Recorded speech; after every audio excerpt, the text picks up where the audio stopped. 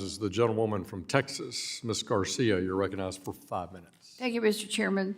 And Mr. Secretary, earlier in response to someone else's question, you talked a little bit there toward the end, but I'm not sure that there was a time for follow-up about, I think you said 10 to 20 million immigrants that are responsible for the driving up the housing costs. Is that what you said?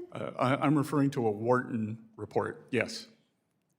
Do you know what they based it on, what data, what information they looked at? Yes, the survey by survey, community by community. You could go, if you'd like, I will have my people post it on the Treasury X account as we speak.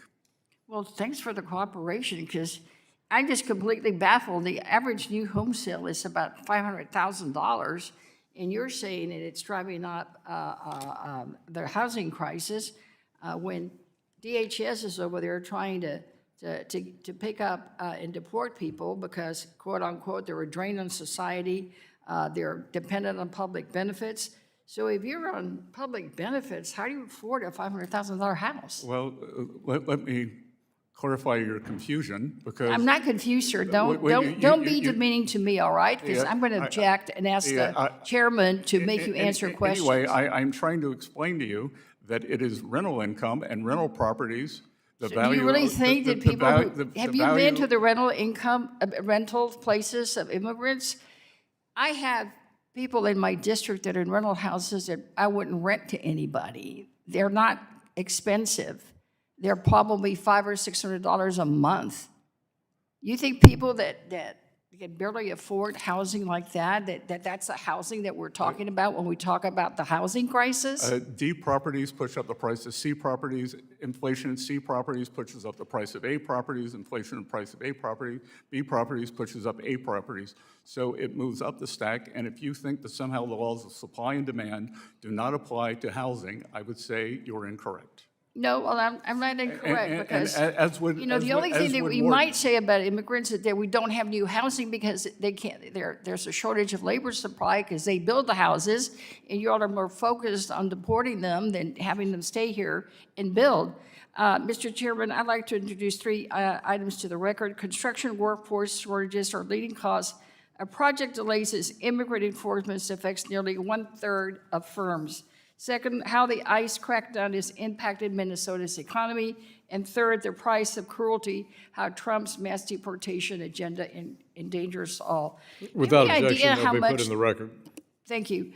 Do you have any idea how much we're spending on ICE every single day for enforcement? Again, the representative, this is the Financial Stability Oversight Commission. But you're the treasurer. You're the treasurer. You're supposed to follow the money. In response to questions on this side, you're always talking about, well, we follow the money. Well, have you followed the money? How much are they spending every single day in Minnesota and other states where they occupy cities, terrorize communities, and try to break up our country? Again, President Trump has secured the border. He was elected on a mandate. Well, I disagree with you, and I think you disagree that he was elected?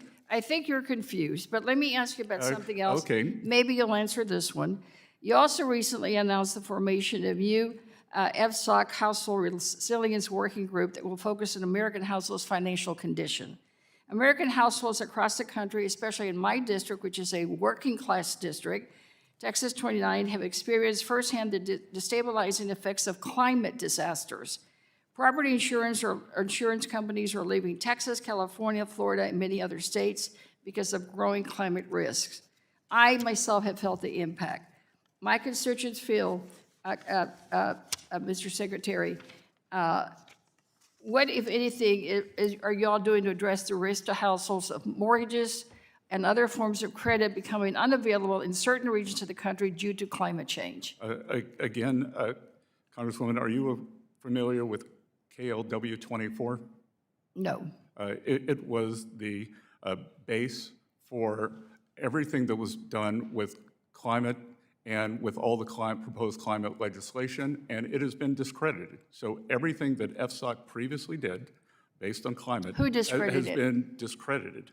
Who discredited it? Nature magazine Nature magazine has retracted the economic commitment of climate change more than 18 months after first learning that the paper was fatally flawed, with authors acknowledging that its errors are too substantial for a correction. I'm sorry, I'm not familiar with Nature magazine. We're relying on the Nature magazine to determine public policy? Unfortunately, that's what. Gentlewoman's time has that's what expired, the and LNF I subcommittee invite did. the secretary to respond Yes, more. Mr. Chairman, I'd like a response in writing. Thank you. Yes, gentlewoman, we'll have those answers to you in writing.